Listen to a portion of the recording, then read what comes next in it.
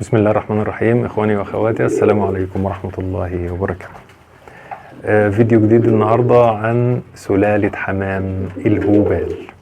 الهوبال ده يا جماعة اسم احنا اللي قلناه، يعني احنا ما اعرفش بقى احنا نطقناه غلط. هو في الطبيعي ان هي اسمها سلالة هابل.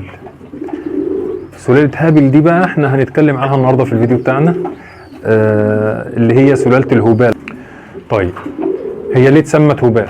او طبعا الاسم العلمي بقى بتاعها اللي هو الهابل.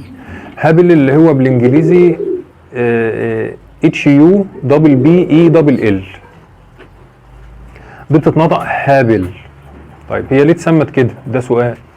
طيب جايه منين، ولا اتنشأت فين، ولا اصلها منين، بلد المنشأ بتاعتها فين؟ طيب نسأل تاني ونقول مثلا ايه هي المواصفات القياسية بتاعت السلالة؟ ممكن نسأل ونقول ايه الفرق بينها وبين الميرسي، واي سلالة منهم الافضل. احنا نبدأ بقى مع بعض نجاوب على بعض الاسئلة دي، واحنا هنعرف الموضوع ككل بقى. يعني احنا لما في الاجابة هنعرف ايه الموضوع. طيب اتسمت هابل ليه؟ دكتور هابل. دكتور هابل ده اول حد من اتكلم عن السلالة ديت ورباها وحاول يحسن من صفتها. طيب نشأت فين؟ يعني هي فرنسية زي ما الناس بتقول او بلجيكية.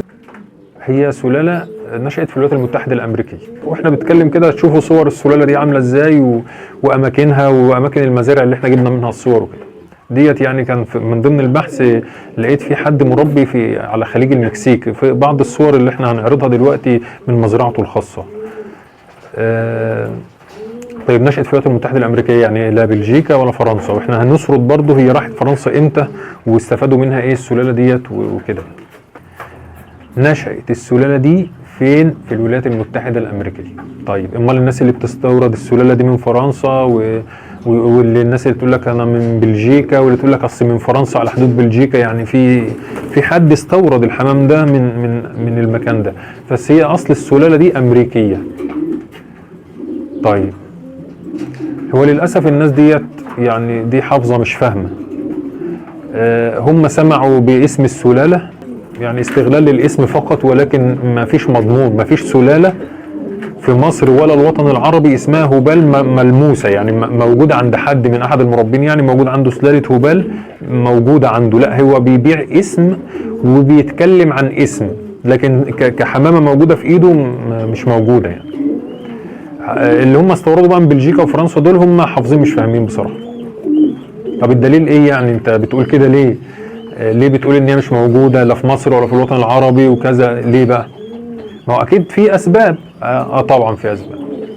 لما تواصلنا مع الشركة الفرنسية ان الشركة اصلا ما عندهاش منتج نهائي كده بتبيعه، يعني اسمه هوبال. يعني مثلا السلالة دي اسمها ميرسي، تمام، وايت ميرسيز ولا ميرسي ابيض، ايا كان، يعني هو ده منتج نهائي موجود في الشركة الفرنسية بتبيعه. وفي بقى التيتان اللي هو السيلفر والاحمر، وفي الميرسيس كولر زي كده وزي كده. فدي منتجات نهائية موجودة بختم الشركة الفرنسية. دي منتج الشركة انتجته، منتج نهائي الشركة انتجته وبتبيعه وليه اسم في الشركة. طب الهوبال مفيش منتج اسمه هوبال في الشركة، او هابل مش موجود في الشركة الفرنسية منتجات اسمها هابل ولا هوبال في قسم الحمام طبعا، لان الشركة منتجة للبط والوز والفراخ معينة كده بقى وخنازير وحاجات كتيرة. احنا بنتكلم عن الحمام، فالشركة ما عندهاش منتج نهائي اسمه هابل او هوبال زي ما احنا بننطقه كمصريين يعني. طب يعني الشركة اصلا ما فيهاش هوبال، ما باعتش لحد كده. يعني واحد يقول لك انا جايب من مربي واخد من الشركة الفرنسية وجبت منه سلالة الهوبال. سلالة الهوبال اصلا الشركة ما باعتهاش لحد.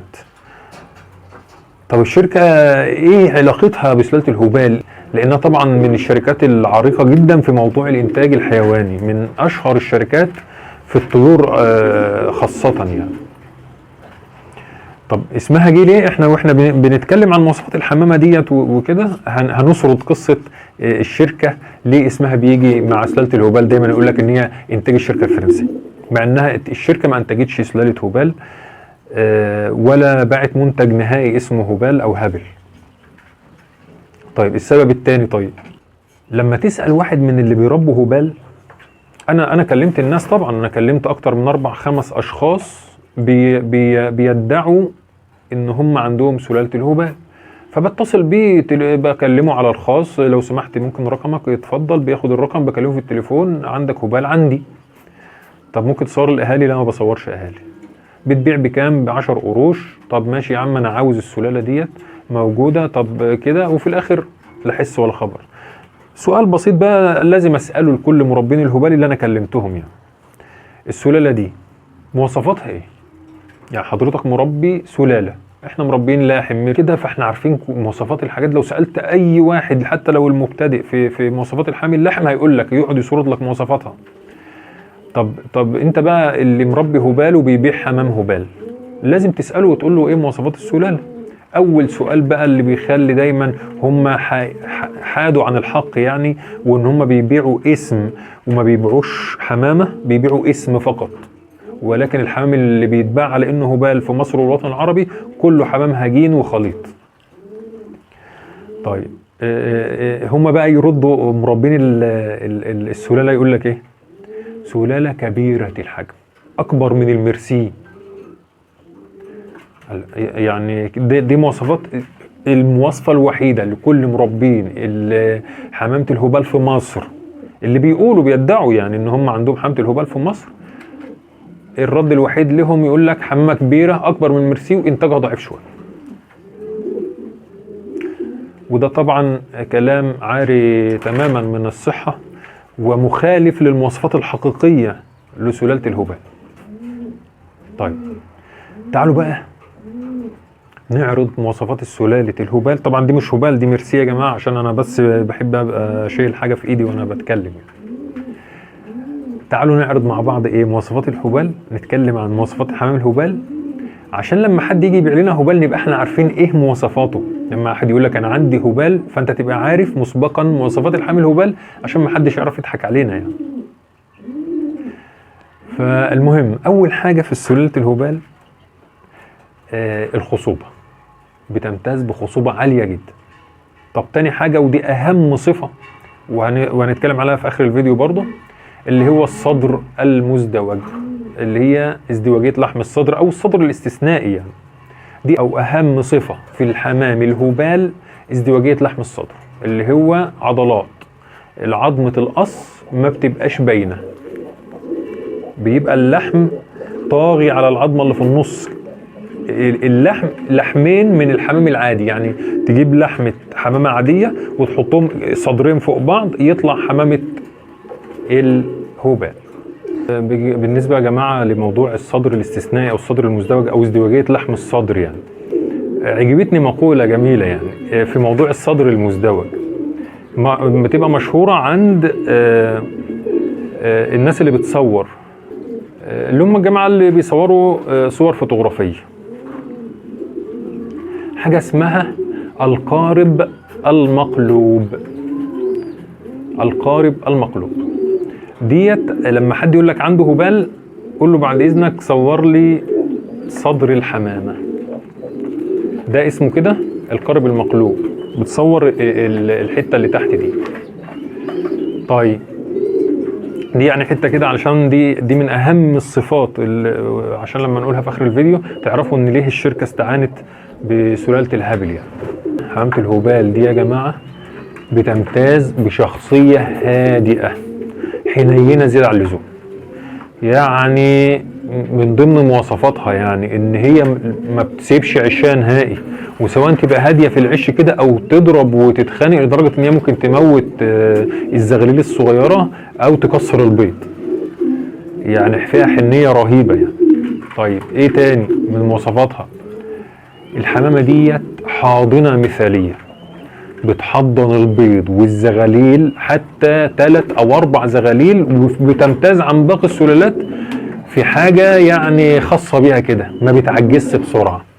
السلالة دي حتى في العمر الكبير بتحضن 3 و4 عادي جدا، فهي حاضنة مثالية، دي من ضمن صفات سلالة الهبال. طب ايه تاني؟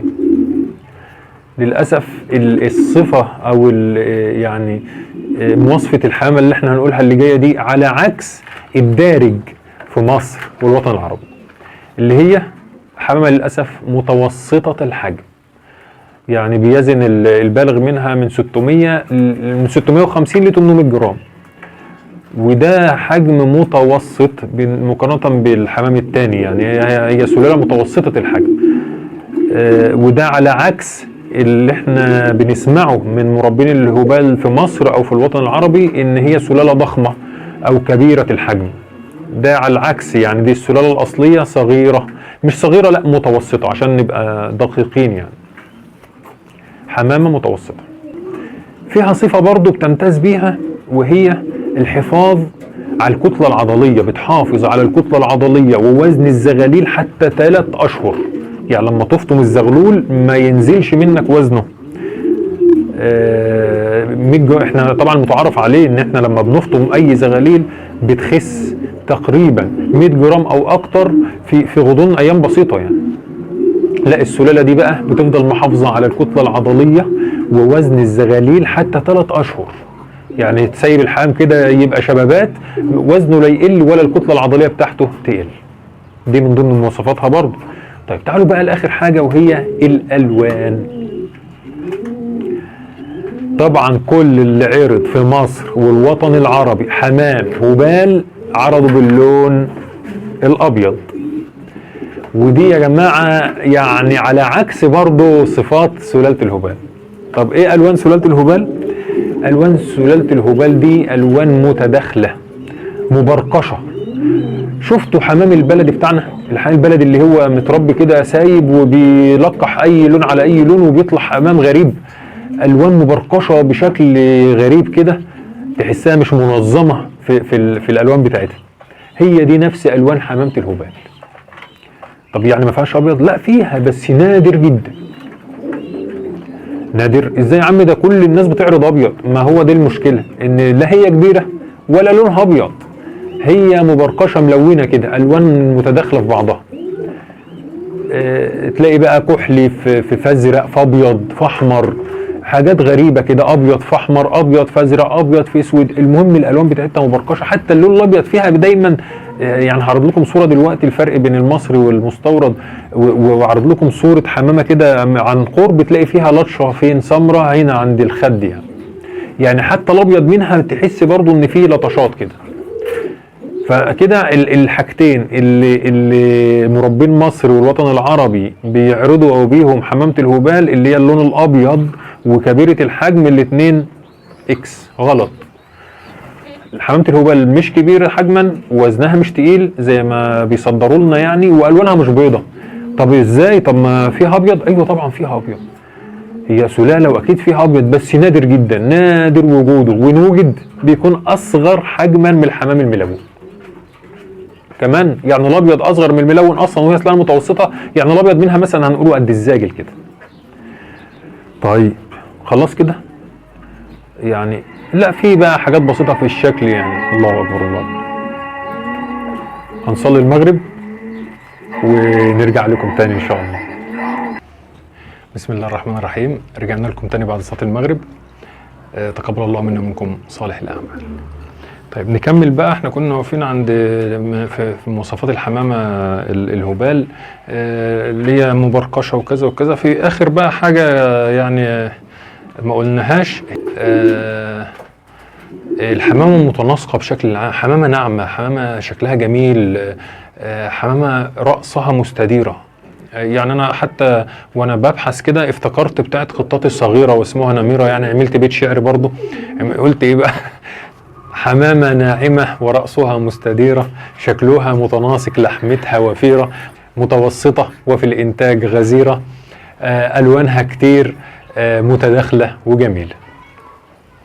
طيب إيه بقى الفرق بينها وبين سلالة الميرسي أو إنتاج الشركة؟ يعني الفرق بينها وبين منتجات الشركة الفرنسية نفسها، لان زي ما احنا قلنا في اول فيديو مفيش منتج في الشركه الفرنسيه اسمه هبال، ما باعتش حاجه اسمها هبال، يا باعت ميرسي يا تيتان يا ميرسي سكالر، يعني حاجات من هذا القبيل، لكن ما باعتش سلالة الايه؟ الهبال. طيب ايه الفرق بينها وبين السلالة الميرسي، بين الهبال والميرسي؟ واصلا هي الشركه الفرنسيه ايه علاقتها واسمها ليه؟ لما قلنا في الاول ليه اسم الشركه الفرنسيه دايما يجي في الوسط كده لما حد يجي يتكلم عن سلطه الهبال ويقول لك انا شاري من الشركه الفرنسيه، انا شاري هبال من الشركه الفرنسيه، اصل الحمام الفرنساوي هبال وميرسي والهبال كبير والميرسي صغير. يعني كل الناس بتقول لنا كده، يعني الناس في مصر كتير قالت نفس الكلام، الهبال كبير والميرسي صغير، ده اصل الحمام اللاحم نوعين، هبال وميرسي. كل الناس قالت كده سواء في الوطن العربي او في مصر. للاسف يا جماعه كل الكلام ده غير صحيح، غير صحيح بالمره. يعني سلاله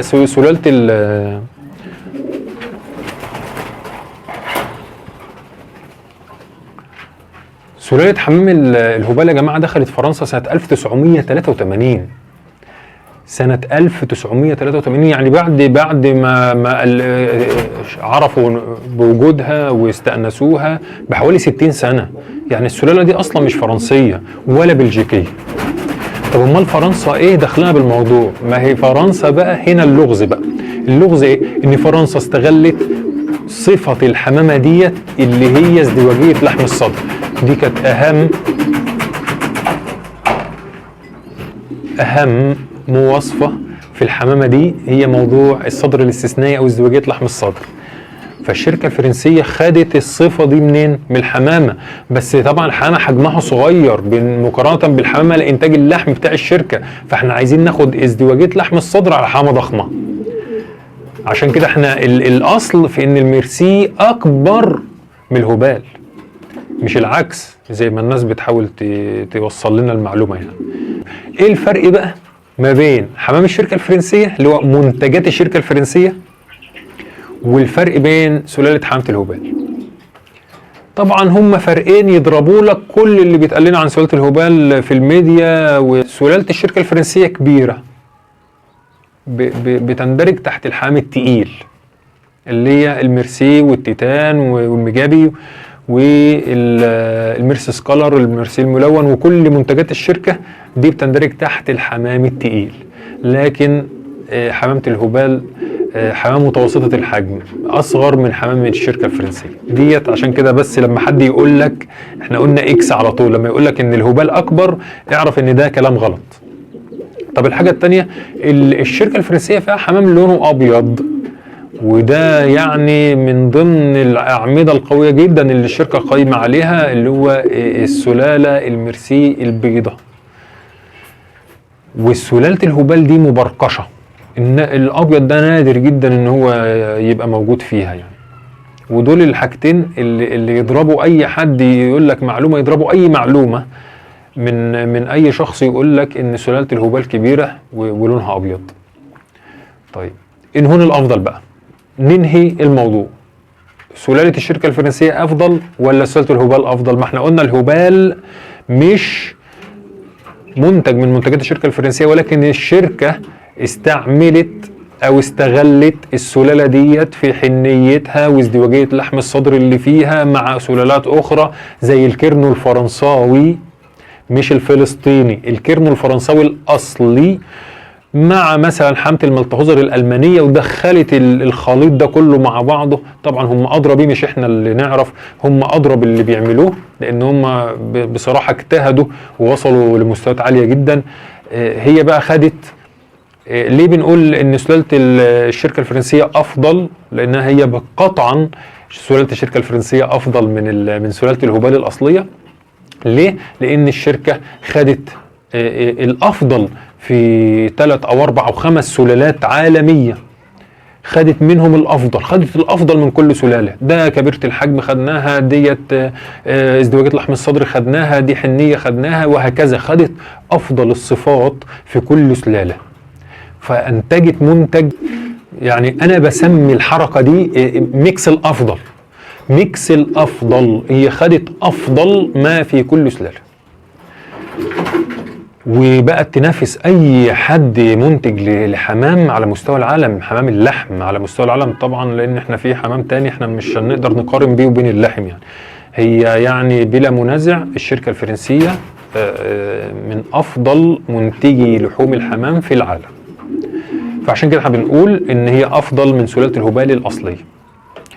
وهختم الفيديو ببيت شعر كده كنت مألفه، يا ريت تبقوا تقولوه لأي حد يقول لكم عنده هبال، لأن بيتضايقوا جدا، لدرجة إن في واحد مرة هددني بقى إن هو قال لي ما عدتش تعلق لي وكده، مع إنه مش من مصر، وقال لي هعمل لك حظر وما عدتش تعلق لي وكذا، عشان بس يعني قلت مواصفة من ضمن مواصفات الحامل الهبالي يعني، وده كان من ضمن الأسباب الرئيسية اللي خلتني أعمل الفيديو ده.